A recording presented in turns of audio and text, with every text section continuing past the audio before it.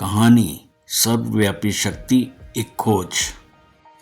एक सुनहरी दोपहर नन्ही अंशु अपने दादाजी ईश्वर चंद जी के साथ बगीचे में बैठी थी। उसके मन में एक बड़ा सवाल था।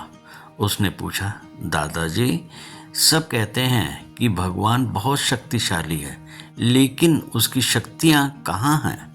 क्या वो हमें दिखाई देती हैं? ईश्वर चंद जी मुस्कुराए और उन्होंने छितरी पर चमकते सूरज की ओर इशारा किया। उन्होंने धीरे से कहा, देखो अंशु, ये सूरज बिना किसी शोर के हर सुबह पूरी दुनिया को जगाता है। अंधेरे को मिटाकर जीवन देने वाली ये रोशनी ही भगवान की पहली शक्ति है। तभी ठंडी हवा का एक तेज झोंका आया और पेड़ों की पत्तियां संगीत की तरह सरसराने लगी। ईश्वर चंद जी बोले, हम हवा को देख नहीं सकते, लेकिन इसे महसूस कर सकते हैं। जो अदृश्य होकर भी सूखे पत्तों को नचा देते हैं और हमें सांस देते हैं, वही उसकी शक्ति है। दादाजी ने झुककर मिट्टी से बाहर निकल रहे एक नन्हे से अंकुर को दिखाया। एक छोटा सा बीज मिट्टी की परतों और भारी पत्थरों को चीरकर बाहर आता है। कोमलता में छिपी ये अटूट जिद ही भगवान का चमत्कार है। वे टहलते हुए पास की एक पहाड़ी नदी के किनारे पहुंचे।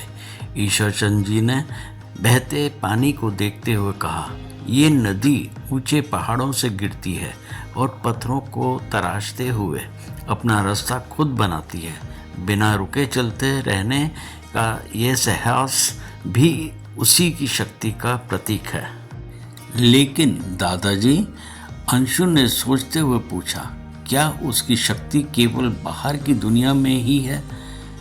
ईश्वर चंद जी ने प्यार से अंशु के कंधे पर हाथ रखा और कहा, नहीं बेटा, उनकी सबसे बड़ी और सुंदर शक्ति तो हमारे अंदर छिपी है। अचानक उन्हें झाड़ियों में एक छोटी चिड़िया मिली जिसका पंख जख्मी था। अंशु ने बड़े प्यार से उसे अपने हाथों में उठाया और उसे पानी पिलाया। ईश्वर चंद जी बोले, जब तुम किसी का दुख देखकर उसकी मदद करती हो तो तुम्हारे भीतर भी वह करुणा ही भगवान की असली शक्ति है। आशु को अब समझ आ रहा था। उसने महसूस किया कि शक्ति केवल गरजने या बल दिखाने से में नहीं है, बल्कि शांत रहकर प्यार बांटने में है। उसकी आंखों में एक नई समझ और चमक थी। सूरज ढल गया, आसमान टिमटिमाते तारों से भर गया। ईश्वर चंद जी ने ऊपर देखते हुए कहा, इन लाखों तारों को बिना किसी सहारे के अपनी जगह पर थामे रखना और इन अनंत ब्रह्मांड में संतुलन बनाए रखना, यही उसकी असीम शक्ति है। आशु ने दादाजी का हाथ कसकर थाम लिया। उसने जान लिया था कि भगवान की शक्ति किसी डरावने जादू में नहीं, बल्कि हर सांस, हर खिलते फूल और हर नेक काम में है मौजूद एक एहसास है। अब उसे डर नहीं, बल्कि सुरक्षा का अनुभव हो रहा था। Thanks for watching this video.